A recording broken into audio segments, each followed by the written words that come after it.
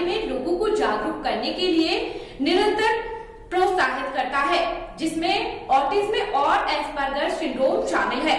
Autism एक आजीवन neurological स्थिति है जो लिंग, जाति या सामाजिक आर्थिक स्थिति के बावजूद बचपन में हो जाती है। यानी यह एक प्रकार का मानसिक रोग है जो विकास से संबंधित विकार है, जिसके लक्षण जन्म से या बाल्यावस्था यानी प्रथम 3 वर्षों में ही नजर आने लगते हैं। इस रोग से पीड़ित बच्चों का विकास अन्य बच्चों की अपेक्षा असमान होता है। आज विश्व ऑटिज्म दिवस के मौके पर हम जानेंगे ऑटिज्म क्या है, ये कैसे होता है और इसका उपचार क्या है।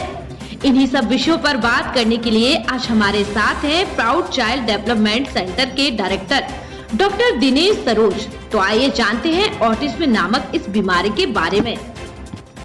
नमस्ते, मैं doctor Dinesh Saroj, developmental paediatrician.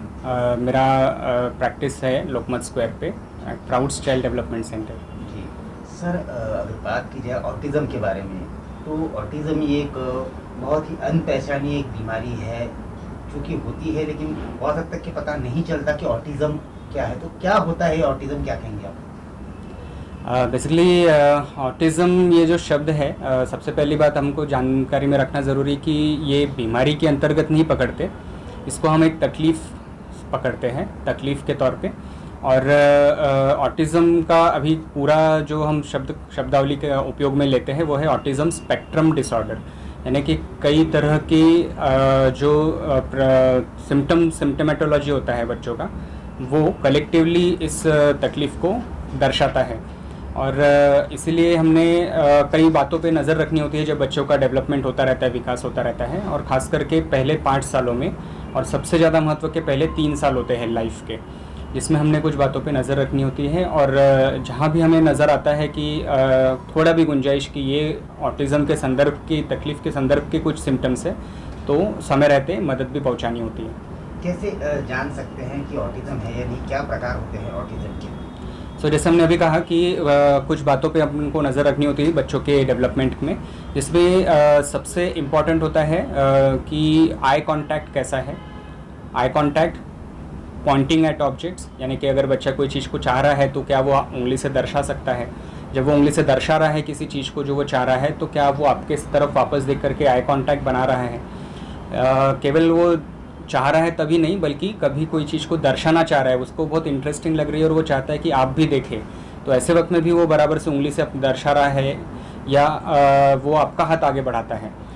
फिर अगर अपन उसको आवाज़ लगा रहे हैं तो बच्चे ध्यान दे रहा है कि अपनी तरफ।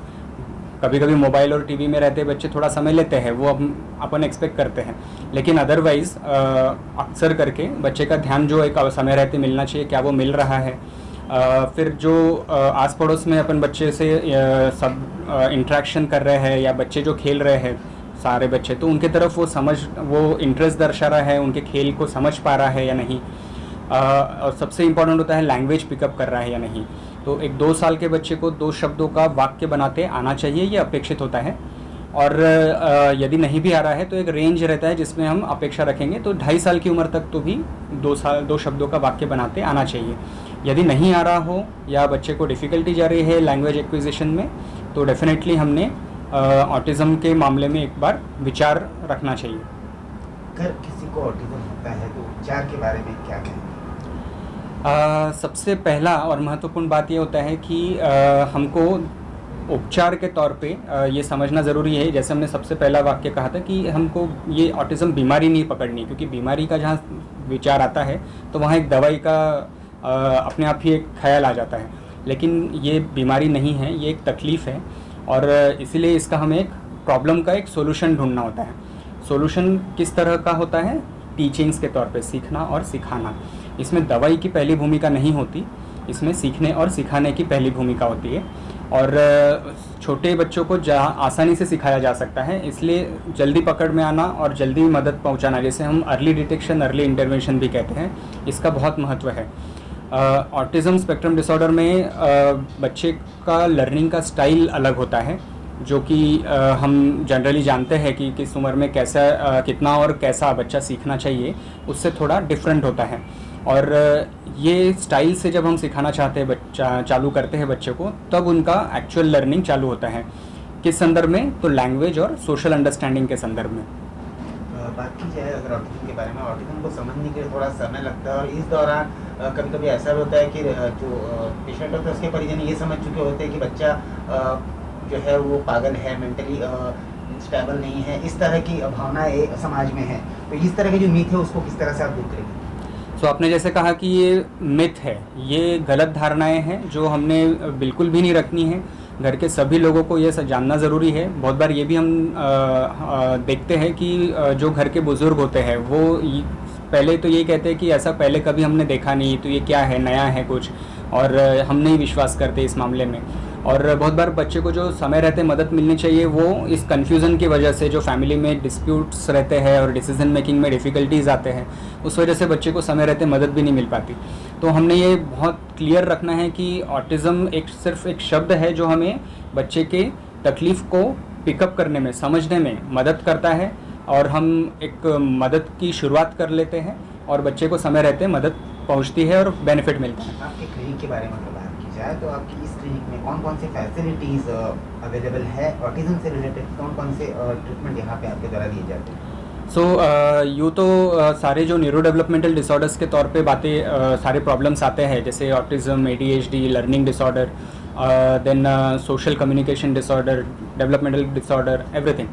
बट देन ऑटिज़म के संदर्भ में जैसे हमने अभी कहा कि एक प्रक्रिया है सीखने सिखाने की, तो जैसे जो भी आवश्यक थेरेपीज़ होते हैं जो बच्चे के लिए आवश्यक है, जैसे एक ऑक्यूपेशनल थेरेपी जो सेंसरी इंटीग्रेशन पे वर्क करती है, जिससे कि बच्चा अपने एनवायरनमेंट में ज़्यादा बेहतर तरीके से कनेक्ट हो पाता है, ध्यान दे पाता है, उसकी लर्निंग्स होने लगती है भाषा के तौर पे भी और सामाजिक समझ के तौर पे भी। और फिर स्पीच थेरेपी, जिसमें कि बच्चे को एक हेल्प मिलती है एक प्रैक्टिस के द्वारा कि कैसे शब्दों को उच्चारण के तौर पे वो और कहाँ कैसे शब्दों का उच्चारण किया जा सकता है, तो एक भाषा के तौर पे बच्चा सीखता है। और अक्सर करके देखा जाता है कि बच्चों को आगे चल के भी पढ़ाई में भी मदद की आवश्यकता रहती है, एक 1-to-1 टीचिंग और सपोर्ट की मदद की ज़रूरत रहती है, और इसलिए रेमेडियल एजुकेशनल ट्रेनिंग यानी 1-to-1 टीचिंग, क्योंकि हमने ये भी कहा अभी कि आपको कि बच्चों का जो लर्निंग का स्टाइल रहता है वो थोड़ा डिफरेंट होता है, तो उस लर्निंग स्टाइल को हमें पढ़ाई के मामले में भी अपनाना होता है, और उसे हम रेमेडियल टीचिंग कहते हैं। तो वो सुविधा भी यहाँ पर उपलब्ध है। मेरा प्राउड्स चाइल्ड डेवलपमेंट सेंटर ये एक क्लिनिक है। क्लिनिक का एड्रेस है लोकमत स्क्वायर, 1st फ्लोर, विजय भवन, नागपुर। और हमारे यहाँ पर जो उपलब्ध सुविधाएं हैं उसमें बच्चों के विकास को लेकर के, व्यवहार को लेकर के और पढ़ाई को लेकर के आने वाली जो समस्याएं होती हैं उनको हम एड्रेस करते हैं। तो यदि अगर आपके संदर्भ में कोई भी ऐसा बच्चा है जिसे इन सुविधाओं की आवश्यकता है तो आप कृपया हमसे कांटेक्ट कीजिए। हमारा फ़ोन नंबर है 9764765706। Thank you. आपको हम और भी ऐसी ही जानकारियों से अवगत कराते रहेंगे। इसके लिए आप हमारे चैनल जी टाइम न्यूज को सब्सक्राइब और लाइक जरूर करें। साथ ही आपको लगता है कि यह खबर, ये जानकारी और भी लोगों तक पहुंचना चाहिए, तो कृपया इस खबर को आगे शेयर जरूर करें।